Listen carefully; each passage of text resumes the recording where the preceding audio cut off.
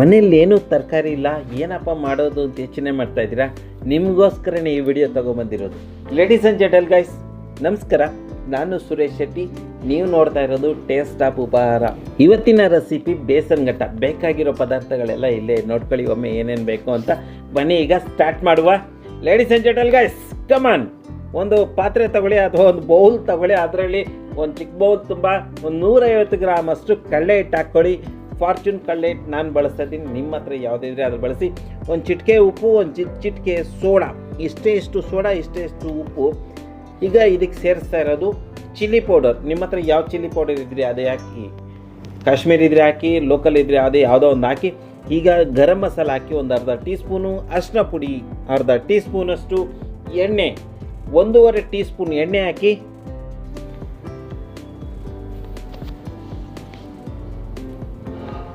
ನೀವು ಸ್ವಲ್ಪ ಕಮ್ಮಿ ಹಾಕಿ. ಈಗ ಕಡಲೆ ಹಿಟ್ಟು ಜೀರ್ಣ ಆಗೋದಕ್ಕೆ ಸ್ವಲ್ಪ ಸಮಯ ತೊಗೊತದೆ. ಆದ್ದರಿಂದ ಅಜ್ವಾಯಿನ್ ಅಂದರೆ ವಾಮಕಾಳು ಹಿಂಗೆ ಉಜ್ಜಿಬಿಟ್ಟು ಹಾಕ್ಬಿಡಿ.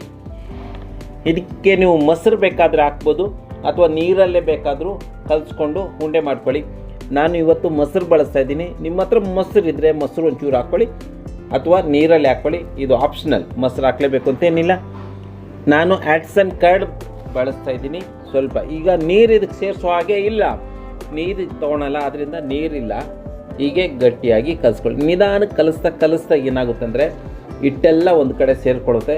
ನಮ್ಮ ಕೈ ಬೆಳ್ಳುಗಳಿಗೆಲ್ಲ ಮೆತ್ಕೊಂಡಿರುತ್ತೆ, ಪಾತ್ರೆಗೆಲ್ಲ ಮೆತ್ಕೊಂಡಿರುತ್ತಲ್ಲ, ಅದೆಲ್ಲ ಹೋಗಿ ಹಿಟ್ಟಲ್ಲಿ ಸೇರಿಕೊಳ್ಳುತ್ತೆ. ಹೀಗೆ ನಿಧಾನಕ್ಕೆ ಒಂಚೂರು ಎಣ್ಣೆಯಿಂದ ಕೈಯೆಲ್ಲನ ಸವರ್ಕೊಂಡು ಈ ರೀತಿ ರೆಡಿ ಮಾಡ್ಕೊಳ್ಳಿ. ಕಡಲೆ ಹಿಟ್ಟು ಡೋ ರೆಡಿ ಆಗಿದೆ. ಈಗ ನೋಡಿ ಎಷ್ಟು ಚೆನ್ನಾಗಿ ಬಂದಿದೆ ಅಂತ. ಒಂಚೂರು ಕೈಗೆ ಬೌಲ್ಗೆ ಮೆತ್ಕೊಂಡಿಲ್ಲಲ್ಲ. ಉಪ್ಪು ನೋಡಿ, ಉಪ್ಪೇನ ಕಮ್ಮಿ ಇದ್ದರೆ ಇನ್ನೊಂಚೂರು ಉಪ್ಪು ಹಾಕಿ. ನೀರಿಗೆ ಹಾಕಿ, ಇದಕ್ಕೆ ಹಾಕಬೇಡಿ. ನೀರು ಬೇಯಿಸ್ಬೇಕಲ್ಲ, ಆ ನೀರೊಳಗೆ ಉಪ್ಪು ಹಾಕ್ಕೊಂಡು ಇದನ್ನು ಬೇಯಿಸ್ಬೇಕು. ಈಗ ನಾವು ಮಣೆ ಮೇಲೆ ಉಂಡೆಗಳನ್ನು ಉಜ್ಕೊತಾ ಇದ್ದೀವಿ. ಈ ರೀತಿ ಉದ್ದುದ್ದವಾಗಿ ಉಜ್ಕೊಳ್ಳಿ. ಎಣ್ಣೆ ಉಜ್ಬಿಟ್ಟು ಈ ರೀತಿ ಹಗಲ ಉದ್ದುದ್ದ ಮಾಡ್ಕೊಳ್ಳಿ, ಆವು ಥರ.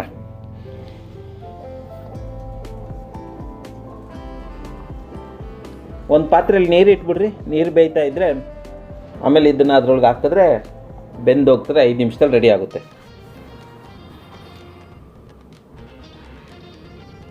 ಬನ್ನಿ, ನೀರು ಕುದಿ ಬರ್ತಾಯಿದೆ. ನೀರಲ್ಲಿ ಹಾಕ್ಬಿಟ್ಟು ಒಂದು 5 ನಿಮಿಷ 10 ನಿಮಿಷ ಬೇಯಿಸ್ಕೊಳ್ವಾ. ಮುಚ್ಚಳ ಏನು ಹಾಕಬೇಕಾಗಿಲ್ಲ. ನಾನು ಇದನ್ನು 3 ರೀತಿಯಾಗಿ ಮಾಡ್ತಾಯಿದ್ದೀನಿ.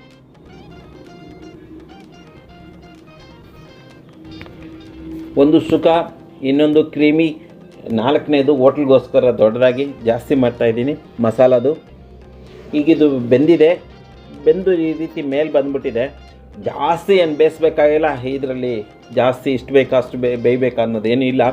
ಈಗ ಈ ರೀತಿ ಮೇಲೆ ಬಂದಮೇಲೆ ತೆಗೆದು ಸೈಡಿಗೆ ಇಟ್ಬಿಡ್ಬೇಕಷ್ಟೆ.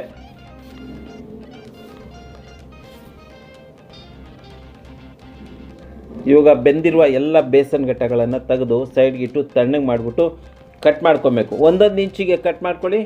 ಆಮೇಲೆ ಎಣ್ಣೆಯಲ್ಲಿ ಫ್ರೈ ಮಾಡುವ. ಬನ್ನಿ ಹೇಳ್ತೀನಿ ಹೇಗಿದೆ ಅಂತ. ಈಗ ಒಂದು ಕಡಾಯಿ ಇಟ್ಟಿದ್ದೀನಿ. ಕಡಾಯಿ ಬಿಸಿ ಆದಮೇಲೆ ಎಣ್ಣೆ ಹಾಕಿದ್ದೀನಿ 150 ಗ್ರಾಮು. ಈಗ ಕಟ್ ಮಾಡಿ ಇಟ್ಕೊಂಡಿರುವ ಬೇಸನ್ ಘಟ್ಟ ತುಂಡುಗಳನ್ನು ಎಣ್ಣೆ ಕಾದ್ಮೇಲೆ ಹಾಕುವ. ಬನ್ನಿ, ಈ ರೀತಿ 1 ಇಂಚಿಗೆ ಕಟ್ ಮಾಡ್ಕೊಳ್ಳಿ. ಸ್ವಲ್ಪ ಹಾಕ್ಕೊಂಡು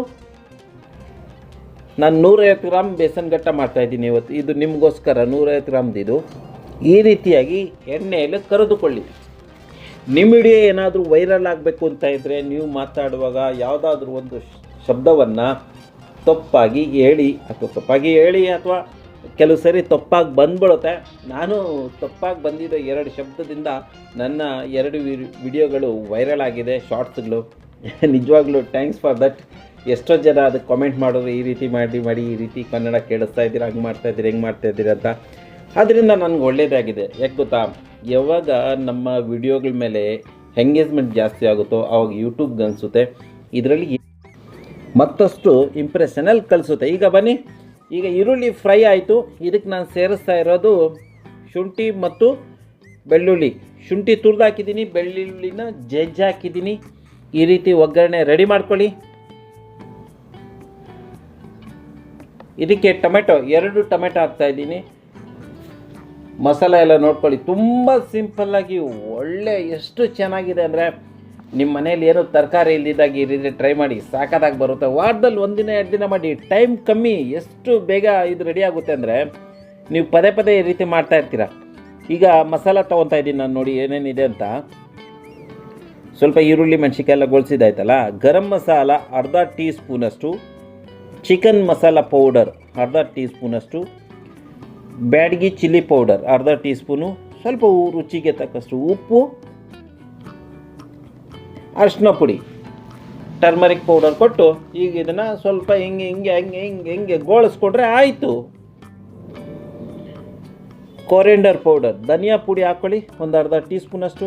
ಈ ರೀತಿ ಚೆನ್ನಾಗಿ ಕಲಸಿ ಕೊಡಿ. ಆಯ್ತಲ್ಲ ನೋಡಿ, ಇಷ್ಟೇ, ಏನು ಮಸಾಲೆ ಬೇಕಾಗಿಲ್ಲ. ಇದರಲ್ಲಿ 3 ರೆಸಿಪಿ ಇದೆ. ಇದು ಒಂದು ಸುಕ್ಕ, ಇನ್ನೊಂದು ಎಮ್ಮಿ, ಕ್ರೀಮಿ ಹಾಕಿ ಕ್ರೀಮಿ ಎಮ್ಮಿ ಒಂದು ರೆಸಿಪಿ, ಇನ್ನೊಂದು ಇದೆ ಮಸಾಲದು ನಿಮಗೆ ಇನ್ನೊಂದು ವಿಡಿಯೋದಲ್ಲಿ ತೊಗೊಂಬರ್ತೀನಿ. ಈಗ ಇದು ಡ್ರೈ ಮತ್ತು ಕ್ರೀಮಿ ಮಸಾಲ ಪೌಡ್ರುಗಳೆಲ್ಲ ಘಮ ಅಂದಮೇಲೆ ಹುರಿದಿಟ್ಕೊಂಡಿರುವ ಬೇಸನ್ ಗಟ್ಟ ತುಂಡುಗಳನ್ನು ಸೇರಿಸಿ ಸುಮ್ಮನೆ ಒಂದು 2 ನಿಮಿಷ ಈ ಕಡೆ ಆ ಕಡೆ ಚೆನ್ನಾಗಿ ತಿರುಗಿಸ್ಕೊಡಿ. ಕಡಲೆ ಹಿಟ್ಟು ಪಲ್ಯ ಚಪಾತಿ ಜೊತೆಗೆ ಸಿದ್ಧವಾಯಿತು. ನನ್ನ ಸಬ್ಸ್ಕ್ರೈಬರ್ ಒಬ್ಬರು ಕೇಳಿದರೆ ಪುಲ್ಕಾಗೋಸ್ಕರ ಹಿಟ್ಟು ಕಲಿಸ್ಕೊಳ್ಳುವ ರೆಸಿಪಿ ಯಾಕೆ ಅಂತ, ಆ ವಿಡಿಯೋನು ನಿಮಗೆ ಮುಂದೆ ತಗೊಂಡ್ಬರ್ತೀನಿ. ಆಯಿತು, ಈಗ ಇದನ್ನು ಅರ್ಧ ತೆಗೆದು ಇಟ್ಬಿಟ್ಟು ಉಳಿದಿದ್ದ ಅರ್ಧಕ್ಕೆ ಗ್ರೇವಿ ಥರ ಮಾಡುವ ಬನ್ನಿ. ಅದು ಸುಕ್ಕ ತಿಕ್ಕಿದ್ದೀನಿ. ಈಗ ನಾನು ಬೇಸನ್ ಗಟ್ಟ ಬೇಯಿಸ್ಕೊಂಡಿದ್ನಲ್ಲ ಅದೇ ನೀರನ್ನು ಹಾಕಿ ಗ್ರೇವಿ ಥರ ಮಾಡುವ. ಇನ್ನೂ ಸ್ವಲ್ಪ ನೀರು ಹಾಕ್ಬೋದು, ಮುದ್ದೆ ಜೊತೆಗೆ ಚೆನ್ನಾಗಿರುತ್ತೆ. ಆಗಿದೆ, ರೆಡಿ ಆಗಿದೆ. ಇದಿಷ್ಟೇ. ಇದಕ್ಕೆ ಬೇಕಾದ್ರೆ ನೀವು ಕ್ರೀಮ್ ಹಾಕೊಳ್ಳಿ, ನಿಮ್ಮ ಹತ್ರ ಇದ್ರೆ. ಇದು ರೆಡಿ ಆಗಿದೆ. ಆಕ್ಚುಲಿ ನಾನು ಕ್ರೀಮ್ ಅಂದ್ರೆ ನನಗೆ ಸ್ವಲ್ಪ ಇಷ್ಟ, ಆದ್ರಿಂದ ಸ್ವಲ್ಪ ಅಮೂಲ್ ಫ್ರೆಶ್ ಕ್ರೀಮ್ ಹಾಕ್ತಾ ಇದ್ದೀನಿ. ಅಮೂಲ್ ಫ್ರೆಶ್ ಕ್ರೀಮ್ ನಾನು ಹಳೆ ಪ್ಯಾಕೆಟ್ ಇತ್ತು ಮೊದಲು ಬಳಸಿ, ಸ್ವಲ್ಪ ಲಾಸ್ಟಲ್ಲಿ ಇತ್ತಲ್ಲ, ಪ್ಯಾಕೆಟನ್ನು ಕೊಯ್ದು ಒಳಗಡೆ ಆ ಪ್ಯಾಕೆಟ್ಗೆ ಮೆತ್ಕೊಂಡಿರುತ್ತೆ ಗಟ್ಟಿಯಾದ ಫ್ರೆಶ್ ಕ್ರೀಮು, ಅದನ್ನು ತೆಗೆದು ಇದರಲ್ಲಿ ಹಾಕ್ತಾ ಇದ್ದೀನಿ.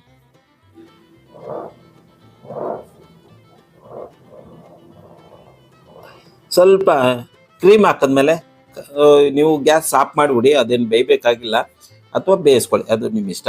ಆಯಿತು, ರೆಡಿ ಆಯಿತು. ಈಗ ಇದು ಚೆನ್ನಾಗಿ ರೆಡಿಯಾಗಿದೆ. ಗ್ಯಾಸ್ ಆಫ್ ಮಾಡಿಬಿಟ್ಟು ಒಂದು ಬೌಲಲ್ಲಿ ತಗೊಂಡು ಸೈಡ್ಗೆ ಇಟ್ಬಿಟ್ಟು ಚಪಾತಿ ಜೊತೆಗೆ ಬಾರಿಸುವ ಬನ್ನಿ. ಇಷ್ಟೇ ಲೇಡೀಸ್ ಅಂಡ್ ಜೆಂಟಲ್ ಗೈಸ್, ನೋಡಿದ್ರಣ ಎಷ್ಟು ಸಿಂಪಲ್ ಆಗಿ ಅದ್ಭುತವಾದ ಪಲ್ಯ ರೆಡಿ ಆಯ್ತು ಅಂತ. ತುಂಬಾ ರುಚಿ ಘಮ ಅಂತ ಇರುತ್ತೆ. ನೀವೊಮ್ಮೆ ಟ್ರೈ ಮಾಡಿ.